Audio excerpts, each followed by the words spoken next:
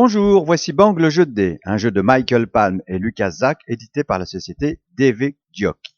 Alors, nous allons jouer le rôle de cowboy, donc ça se joue de 3 à 8 joueurs. Donc pour commencer, on a une carte personnage.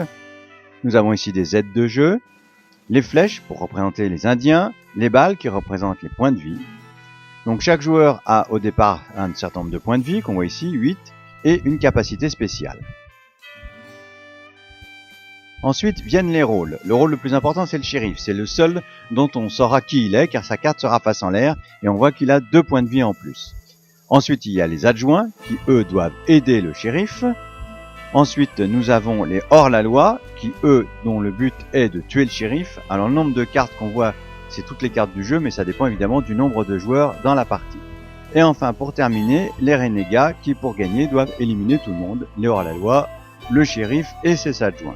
Donc chaque joueur va passer devant lui sa carte personnage et en dessous sa carte rôle, mais face cachée, sauf le shérif, comme je le disais tout à l'heure.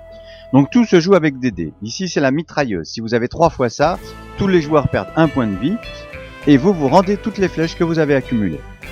Nous avons la bière qui permet de gagner des points de vie. Donc ça on peut décider soit de se donner à soi, soit de se donner à d'autres joueurs.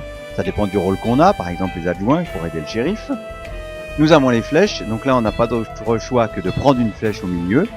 Donc il y a le tas de flèches au milieu. Quand il n'y a plus de flèches au milieu, c'est l'attaque des Indiens. Donc on doit rendre toutes les flèches qu'on a et on perd autant de points de vie que de flèches que l'on remet au milieu. Ensuite nous avons les bâtons de dynamite, ce sont les seuls dés qu'on ne peut pas relancer, parce que tous les autres dés on peut relancer jusqu'à 3 fois. Ceux-là on est obligé de les laisser sur la table.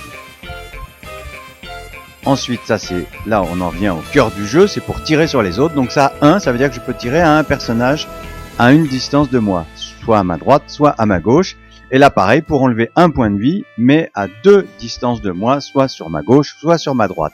Donc par exemple, là je lance les dés, donc là ça commence mal, parce qu'on voit qu'on a 2 bâtons de dynamite, je suis obligé de les garder.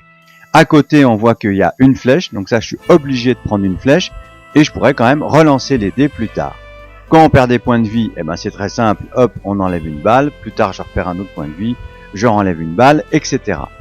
Quand il y a les flèches, comme je le disais tout à l'heure, quand tout est pris, on rend les 3 flèches et j'ai perdu 3 points de vie. Et on joue ainsi de suite. Alors le shérif, pour gagner, avec ses adjoints, doit éliminer les hors-la-loi et le renégat. Les hors-la-loi, eux, gagnent dès que le shérif est tué. Les adjoints donc gagnent forcément avec le shérif. Et le renégat, lui, il gagne s'il a tué tous les autres.